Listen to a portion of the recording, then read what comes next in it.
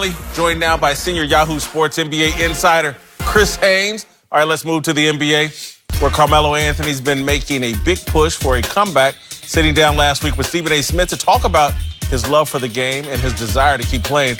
But our buddy Steven Jackson actually says there's something more sinister behind Melo's absence from the NBA. They always talk about when players go and play and team up with players, but they don't talk about this type of on how they treat players and just kick them out the league and just blackball them when they want to. Obviously, I love this because, you know, we love to demonize the NFL. They blackballed Colin Kaepernick, blah, blah, blah. It happens everywhere. And I think Steven Jackson is actually on to something a little bit with Melo.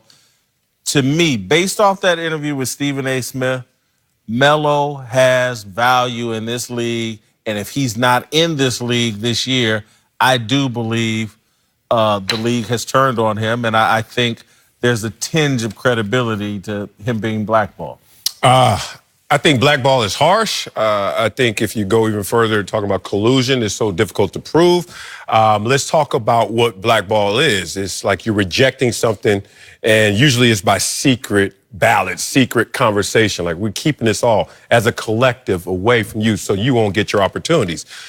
I firmly believe Carmelo, by talent, even by production, deserves a chance. He's one of the 450 best basketball players still walking this planet. That said, it's always been more than talent that is a qualifier to being in professional sports.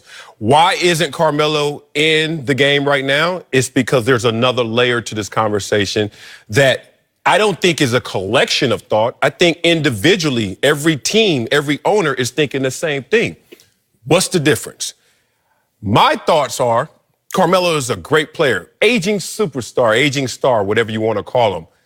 Difficult to mesh that with a lot of youngsters who I want to groom for their position in their prime, as well as difficult to mesh that with guys who are getting the love but are lesser in terms of what they have accomplished than Carmelo. Where do you fit? You don't necessarily fit with the youngsters in grooming, and you necessarily don't fit with our young stars because they're lesser than you and your best. So I think that's where the difficult fit is. What happens to me looking at it from my vantage point, that owner says it to himself. The next owner is thinking the same thing. It's an easy narrative. Phil Jackson said the most difficult thing to do in the NBA is coach an aging star.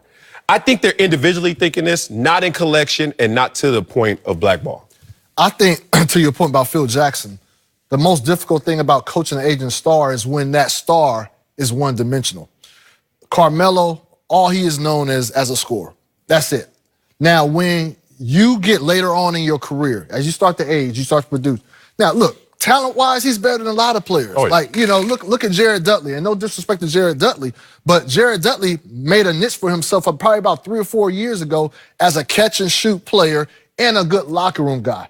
Carmelo hasn't put that perception out there for us to see. And now when you look at his talent-wise, yes, he's good. But once, if you're just one-dimensional, your point production start to erode, and then over time, that pool of teams that were high on you 5, 7 years ago, it dwindles down to about 3 or 4. And now, say there's 3 or 4 teams that's a fit, but you might not be their top priority in those 3 or 4. And so it dwindles down even more. So I think it has a lot more to do with Carmelo not accepting a new, like, he's never going to be a great defender. So that's fine. But I think he needed to show more leadership skills in the locker room probably 3 or 4 years ago that would adapt him to this time where owners and GMs could say, you know what? He may not be skillfully there, but he could be a good locker room presence. And you guys have both made far better points than I originally did. And I want to piggyback off of what you guys are saying, because I think you're exactly right. And so when I say a tinge of being blackballed, I agree with you, Marcel. It's just like people individually have a narrative on him that I think when I say blackball, it's like Daryl Morey is a power guy and part of the good old boy network. And I don't even say that negatively. He's just part of the power structure of the NBA. And the narrative on Carmelo is he's not going to help your young people develop mentally. And do we want to, and the narrative is he'll let a poison loose. What if our young players adopt his mentality the previously? And again, maybe I'm reading way too much into one interview. I was so thoroughly impressed with the guy during his interview with Stephen A. Smith, his awareness, the depth of his understanding. I think he's in a different place, and I think if these NBA people look at that interview, it's worth engaging with Carmelo and having the discussion about how are you going to help us develop these young players into the right mentality? Because we can figure out a way to get you on the court for 20 minutes a night, leading our second unit. You can be a part of helping us, our offense, operate when our starters sit down. But are you going to be a positive influence on our culture? And I think he's open to that discussion. You know what? If he's open to it now, they have actual evidence that he wasn't open to it when it was already suggested. That's a difficult place to be. Okay, I get it now. When they were like, we've been trying to make you understand this before. And then interview emotionally, that context is not the same as being on in a team, in the organization, in practice, where you're here as a guy who is a great locker room presence, who can give us help off the bench, whose main job is to get our stars ready. When you're off the bench, everyone talks about the game experience coming off the bench. Midway through the first quarter, I walk in, I'm Carmelo Anthony. I'm telling you, on Wednesday at practice, when they say 5-on-5 and they got shirts, they got skins, and Carmelo, you ain't jerseys, you ain't shirts, you skins. You on the other team, you on the B team, and your goal is to get him right. Your ego comes into play. I borrowed 2 years from the NFL when I knew, after Clarence Hill told me in Dallas, it was a wrap. Went to Jacksonville, locker room guy. And everything shifted in dynamic. You got to get these other dudes right. If you're not going to be the guy, you got to get the guy who is ready. Are you ready to take that? And then I retired after 2 years of borrowed time because I was like, this is a lot. I'm carrying dudes' helmets, and I'm me. And I'm not even Carmelo.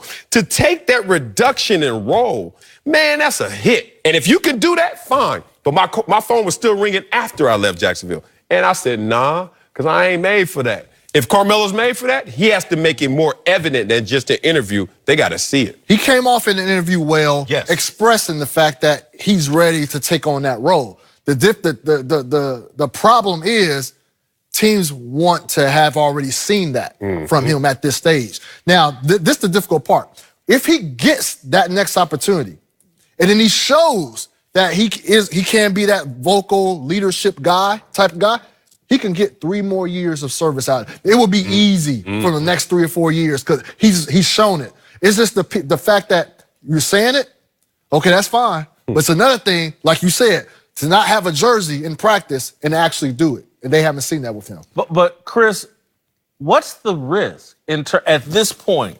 You sign Carmelo, a month in, it's not right.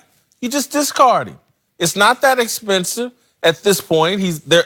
Everybody's out from underneath his mammoth contract. And so I just don't see it as high risk. And I think that a team like, and maybe I'm crazy for thinking this, but the Golden State Warriors, they could bring him in. Look, they brought Boogie in and helped Boogie rehabilitate his image and thought process and teach him a winning culture. I think there may be an opportunity for Carmelo. Again, he can't play defense the way Iguodala did, but I think he can be a better offensive player. And they may need that on their second unit, particularly when Klay Thompson's not available the first half or the first 3/4 of the season. I just think someone should take a chance on Carmelo and cut him loose if it doesn't work. There's very minimal risk for a team in contention.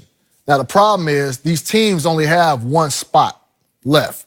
And you see the Lakers, the Clippers, they're trying to fill that spot with Andre Iguodala, championship guy, somebody that they know is going to come in, fit right in. So I agree with you. It's a minimal risk, but you're wasting time. I'm not trying to say his way. He definitely deserves to be in the NBA. But most of these teams don't want to waste time, and they feel like that's just not the ideal primary fit for us. Yeah, I mean, this is a difficult conversation because, as you know, I love Carmelo, but I'm just talking about how this thing works. And this game works where there are going to be few teams that actually want him by his style of play. You know, ISO's type, mid-range game. X's and O's, you reduced it from 30 to a number. Then you get even fewer teams that have the job security upstairs in terms of decision makers in a league that is risk averse. All leagues are risk averse. That's why you got to look a certain way. You got to be certain height, jump a certain thing. That's why we got combine. So you could tell an owner who's flying around on private jets when he lands, oh, that's why I picked him. It's pretty obvious. It's not so obvious right now.